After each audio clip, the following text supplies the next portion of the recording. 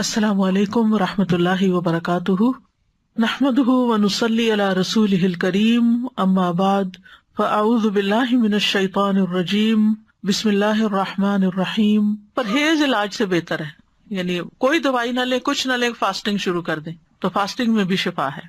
اور پھر دعائیں، آیات، سب سے بڑھ کر سورۃ الفاتحہ جس کا نام یہ شفا ہے، سورۃ الفاتحہ سے علاج کریں۔ خارجہ بن سل تمیمی اپنے چچا سے نقل کرتے ہیں، ایک مرتبہ وہ رسول اللہ صلی اللہ علیہ وسلم کی خدمت میں حاضر ہوئے۔ جب واپس جانے لگے تو ایک قوم کے پاس سے گزرے جن کے ہاں ایک مجنون آدمی تھا، یعنی اس کا ذہنی توازن ٹھیک نہیں تھا۔ اسے انہوں نے لوہے کی زنجیروں سے باندھ رکھا تھا۔ اس کے اہل خانہ کہنے لگے، ہمیں معلوم ہوا کہ تمہارا یہ ساتھی یعنی نبی صلی اللہ علیہ وسلم کو خیر لے کے آیا ہے، وہ خود نہیں ہوں گے مسلمان، نہیں پتا ہوگا، تو کیا اس کے پاس کوئی ایسی چیز ہے کہ جس سے علاج کیا جائے اس کا؟ وہ کہتے ہیں کہ میں نے سورۃ فاتحہ پڑھ کر دم کیا تو وہ ٹھیک ہو گیا۔ یقین اصل چیز ہے نا، کہ یقین کتنا ہے۔ ایک لیکچر یقین پر بھی ہونا چاہیے، کیونکہ نا دین کے معاملے میں، دعاؤں کے معاملے میں ہمارا یقین نہیں ہوتا۔ الثقۃ باللہ۔ پھر جو منزل ہم پڑھتے ہیں اس میں سورۃ فاتحہ کے علاوہ آیت الکرسی ہے، البقرہ کی آخری 2 آیات ہیں، کیونکہ نبی صلی اللہ علیہ وسلم نے فرمایا جس نے سورۃ البقرہ کی آخری 2 آیات ایک رات کو پڑھی وہ اسے ہر آفت سے بچانے کے لیے کافی ہوں گی۔ اور آیت الکرسی کا تو فائدہ آپ کو معلوم ہی ہے۔ پھر معوذات ہیں، قل هو اللہ احد، قل اعوذ برب الفلق، قل اعوذ برب الناس۔ نبی صلی اللہ علیہ وسلم نے فرمایا صبح اور شام 3 بار معوذات کہہ لو تو یہ ہر چیز سے تمہیں کفایت کریں گی۔ پھر یہ دعا جو کل میں نے آپ کو بتائی تھی، انی مسنی الضر وانت ارحم الراحمین۔ اور اگر وسوسے آ رہے ہیں بہت اور بے چینی ہے اور دل پریشان ہے تو انی مسنی الشیطان بنصب وعذاب، کہ شیطان نے مجھے سخت تکلیف اور عذاب میں ڈال رکھا ہے، یعنی وسوسوں اور نیگیٹو تھنکنگ کی وجہ سے۔ حضرت ایوب علیہ السلام کا حال یاد کر کے اور پھر انت ارحم الراحمین بھی کہیں ساتھ۔ اور پھر ایوب علیہ السلام کا انداز جو ہے نا دعا کا، وہ بڑا خوبصورت ہے، وانت ارحم الراحمین، اور اپنے حال کا ذکر کیا کہ اللہ میں تکلیف میں ہوں، آپ جانتے ہیں۔ تو ہم اس طرح بھی دعائیں کر سکتے ہیں، یا اللہ آپ نے ایوب علیہ السلام کو صحت دی تھی، یا اللہ آپ نے زکریا علیہ السلام کو بیٹا دیا تھا، یا اللہ آپ نے یوسف علیہ السلام کو لوٹا دیا تھا، یا اللہ آپ نے موسیٰ علیہ السلام کی حفاظت کی تھی، یا اللہ آپ میری یہ تکلیف دور کر دیں۔ اس سورۃ الانبیاء میں وہ اتنی خوبصورت دعائیں پڑھتے ہیں تو دل پگھلتا ہے، سارے انبیاء کی جو دعائیں قبول ہوتی گئیں ان کا واسطہ دے کر کے اللہ آپ نے ان سب کی دعائیں قبول کی، آپ میری بھی دعا قبول کریں اور میری یہ تکلیف دور کر دیں۔ اور پھر یہ ہے کہ جیسے نیک لوگ اللہ سے اچھا گمان رکھتے تھے، ابراہیم علیہ السلام نے کہا وَإِذَا مَرِضْتُ فَهُوَ يَشْفِينِ، وہ مجھے شفا دیتا ہے جب میں بیمار ہوتا ہوں۔ یہ یقین ہو اور پھر اس طرح شفا مانگے اللہ سے کہ اللہ تعالیٰ آپ کے ہاتھ میں شفا، بِيَدِكَ الشِّفَاء۔ پھر وہ جو مسنون دعائیں گرین کارڈ کی ہیں، امسح البأس رب الناس بِيَدِكَ الشِّفَاء لا يَكْشِفُ الْكَرْبَ إِلَّا أَنْتَ، اے لوگوں کے رب تکلیف دور کر دے، تیرے ہی ہاتھ میں شفا ہے، تیرے سوا اس کو کوئی دور کرنے والا نہیں۔ نبی صلی اللہ علیہ وسلم بیمار پر ان الفاظ کے ساتھ دم کیا کرتے تھے۔ اور پھر ایک اور روایت میں آتا ہے، انس رضی اللہ عنہ کہتے ہیں کہ میں تم پر وہ دعا پڑھ کر کیوں نہ دم کروں جسے رسول اللہ صلی اللہ علیہ وسلم پڑھتے تھے۔ تو حضرت ثابت کی طبیعت خراب تھی تو انہوں نے کہا ضرور کیجیے، تو حضرت انس نے ان الفاظ کے ساتھ دم کیا، اللہم رب الناس مذہب البأس اشفی انت الشافی لا شافی الا انت شفاء لا یغادر سقما۔ پھر اسی طرح یہ ہے کہ اگر کوئی جل جائے تو اس کا علاج نبی صلی اللہ علیہ وسلم نے کس طرح کیا۔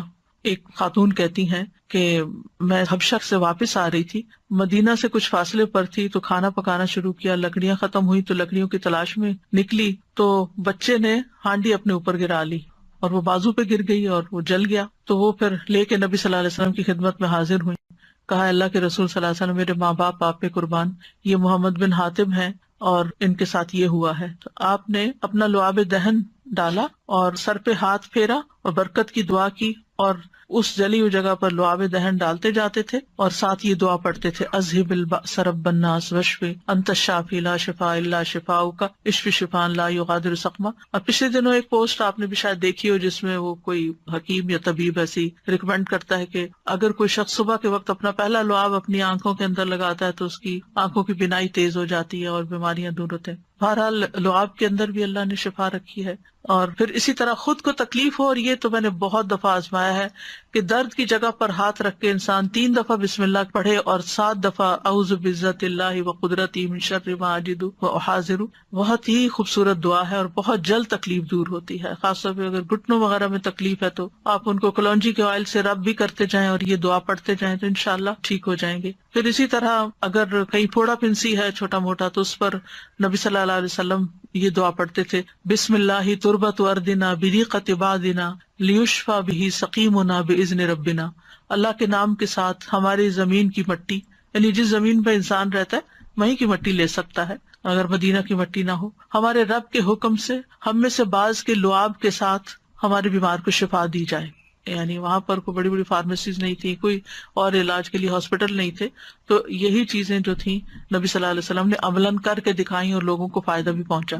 تو نبی صلی اللہ علیہ وسلم کسی کے جسم پر کوئی پھوڑا، کوئی زخم، کوئی تکلیف ہوتی تو لعاب کے ساتھ مٹی لگا کے اس جگہ پر لگا دیتے تھے. اور راکھ کا لگانا جو ہے، آپ صلی اللہ علیہ وسلم کو جب جنگ احد میں آپ کو تکلیف پہنچی تھی تو حضرت فاطمہ نے چٹائی جلا کے اس کی راکھ جو تھی وہ وہاں لگا کے تو پٹی کی تھی، تو اس میں بھی اللہ تعالیٰ نے شفا رکھی ہے.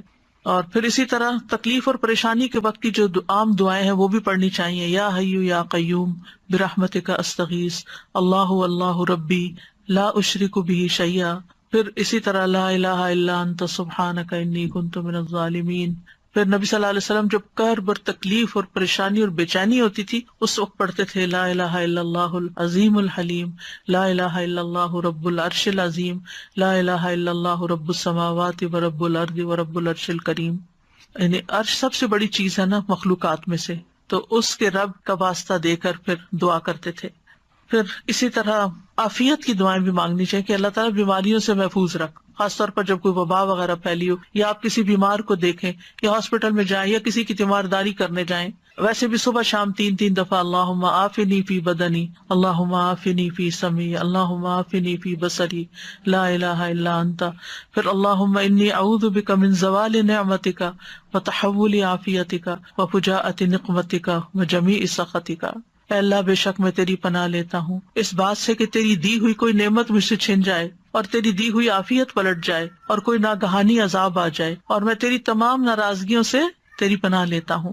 اور پھر اللہم انی اعوذ بک من جہد البلاء ودرک الشقاء وسوء القضاء وشماتۃ الاعداء. اے اللہ بے شک میں تیری پناہ مانگتا ہوں سخت مصیبت، بدبختی لاحق ہونے، بری تقدیر اور دشمنوں کے خوش ہونے سے. پھر اسی طرح اللہم انی اعوذ بک من السمم والبکم والجنون والجذام والبرص وسیء الاسقام. اے اللہ بے شک میں بہرے پن، گنگے پن، پاگل پن، کوڑ، برس اور تمام بری بیماریوں سے تیری پناہ مانگتا ہوں. اور پھر اللہم انی اعوذ بک من الہم والحزن والعجز والکسل والجبن والبخل وغلبۃ الدین وقہر الرجال. اخلاقی بیماریوں سے، روحانی بیماریوں سے نجات. اے اللہ میں تیری پناہ مانگتا ہوں دکھ، غم، عاجزی، سستی، بخل، بزدلی، قرضداری کے بوجھ اور لوگوں کے اپنے اوپر غلبے سے. پھر اعوذ بکلمات اللہ التامات من شر ما خلق. ہر طرح کے شر سے اللہ تو مجھے بچا لے. جہاں بھی انسان جائے، کسی شہر میں جائے، کسی جگہ پر جائے، پلین میں ہو، کہیں پر آپ انٹر ہو، بینک میں، اسکول میں، تو 3 دفعہ اگر آپ یہ پڑھ لیں کوئی چیز آپ کو نقصان نہیں دیتی. کیونکہ انسان کو ڈر ہوتا ہے نا کہیں وائرسز ہوں گے، اور خاص طور پر آج کل کے سیناریو میں. پھر اعوذ بکلمات اللہ التامات من کل شیطان وہامۃ ومن کل عین لامۃ. یعنی لوگوں کی گیدرنگ میں جائیں آپ کو ڈر ہوتا ہے کہ نظر نہ لگ جائے، کوئی اور اسی طرح کی چیز. یہ دعا بھی بہت فائدے کی ہے، ویسے بھی پڑھنی چاہیے. اور پھر شیطانی وسوسے سے اگر بہت نیگیٹو تھنکنگ ہو رہی ہو اور بہت برے برے خیالات آ رہے ہوں، کسی کے بارے میں کوئی بات بہت بری ستا رہی ہو، تو اعوذ بکلمات اللہ التامات من غضبہ وعقابہ وشر عبادہ ومن ھمزات الشیاطین وان یحضرون. خاص طور پہ برا خواب آنے کے بعد اگر دل پہ بار بار پریشانی کا خیال آ رہا ہے، بار بار آ رہا ہے، تو اس کو بھی جھٹکنے کے لیے یہ دعا پڑھی جا سکتی. تو اللہ تعالیٰ محفوظ رکھیں گے. بس آخر میں چند موٹی موٹی باتیں کہ اگر آپ کسی بیمار کے پاس جائیں تو کن چیزوں کا خیال رکھیں، کیونکہ مریضوں کی عادت کا حکم دیا گیا ہے، کیونکہ اس سے انسان کو اپنی نعمتیں یاد آتی ہیں اور انسان کو آخرت کی یاد آتی ہے. اور مسلمان کی عادت جو ہے وہ دوسرے مسلمان پر حق ہے، خاص طور پر اگر کوئی قریبی لوگوں میں سے ہو. نبی صلی اللہ علیہ وسلم نے فرمایا جب کوئی شخص اپنے کسی مسلمان بھائی کی عادت کرتا ہے تو وہ جنت کے باغات میں چلتا ہے یہاں تک کہ بیٹھ جائے. اس کے بیٹھنے پر اللہ کی رحمت اسے ڈھانپ لیتی ہے. اگر واقعی عادت کی نیت سے کسی کے پاس جاتے ہیں اور عبادت کی نیت سے اور اگر صبح کے وقت جائے تو شام تک 70,000 فرشتے اس کے لیے دعائیں بخشش کرتے ہیں، اور شام کو جائے تو صبح تک، یعنی اتنا بڑا اجر و ثواب ہے۔ اور عیادت نہ کرنے والوں کی مذمت کی گئی ہے۔ اللہ تعالیٰ قیامت کے دن فرمائیں گے کہ میرا فلاں بندہ بیمار تھا، تو نے اس کی عیادت نہیں کی، یعنی تم نے اس کا حال ہی نہیں پوچھا، اگر تو اس کی عیادت کرتا تو مجھے اس کے پاس پاتا۔ عیادت کرتے وقت اسے اجر کی خوشخبری دی جاتی ہے، اور مریض کو دعا دے کر خوش کریں، ہو سکے اس کو دم کر دیں اور دعا کا کارڈ دے دیں، کوئی بھی ایسی چیز اس کو بتائیں کہ یہ بیماری اس کے درجات کی بلندی کا ذریعہ، اچھی باتیں کریں، حوصلہ افزائی کریں، غم گساری کریں۔ اور عیادت کے وقت کی دعاؤں میں لا بأس طہور انشاءاللہ، کوئی بات نہیں، ٹھیک ہو جاؤ گے، سب صاف ہو جائے گا۔ اگر اور دعائیں آپ کو لمبی چوڑی نہیں بھی آتی تو سورۃ فاتحہ تو سب کو آتی، سورۃ فاتحہ پڑھ کے دم کر دیں، معوذات پڑھ کے دم کر دیں، اور پھر اسأل اللہ العظیم رب العرش العظیم ان یشفیک 7 دفعہ پڑھ کے آپ اس پہ دم کر دیں۔ نبی صلی اللہ علیہ وسلم نے فرمایا جو مسلمان کسی بیمار کی عادت کے لیے اس کے پاس آئے جس کی موت کا وقت نہ آیا ہو، اور 7 مرتبہ یہ پڑھے تو اللہ تعالیٰ اس کو شفا عطا کر دیتا ہے۔ تو یہ بیمار کے لیے پڑھنی چاہیے۔ پھر اللہم اشف فلان، اگر دور بیٹھے ہیں تو دور سے دعائیں کر دیں، اور دیگر بھی اذہب البأس اور مذہب البأس، اور یہ ساری دعائیں جو پہلے میں آپ کو بتا چکی ہوں دیگر بیماریوں کے علاج میں، یہ دعائیں گرین کارڈ پہ لکھی ہوئی ہیں، ان سب کا بھی، یعنی اگر آپ کے پاس زبانی یاد نہیں تو دیکھ کے بھی آپ ان کو پڑھ سکتے ہیں۔ اور ساتھ اپنے لیے بھی ایک دعا مانگیں کہ اللہ مجھے اس سے عافیت میں رکھنا، یعنی الحمدللہ الذی عافانی مما ابتلاک بہ وفضلنی علی کثیر ممن خلق تفضیلا۔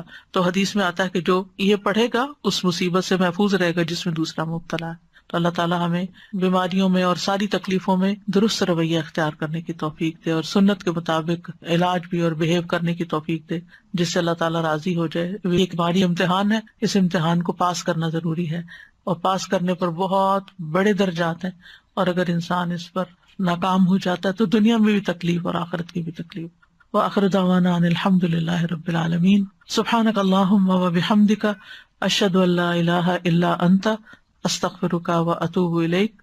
السلام علیکم ورحمۃ اللہ وبرکاتہ۔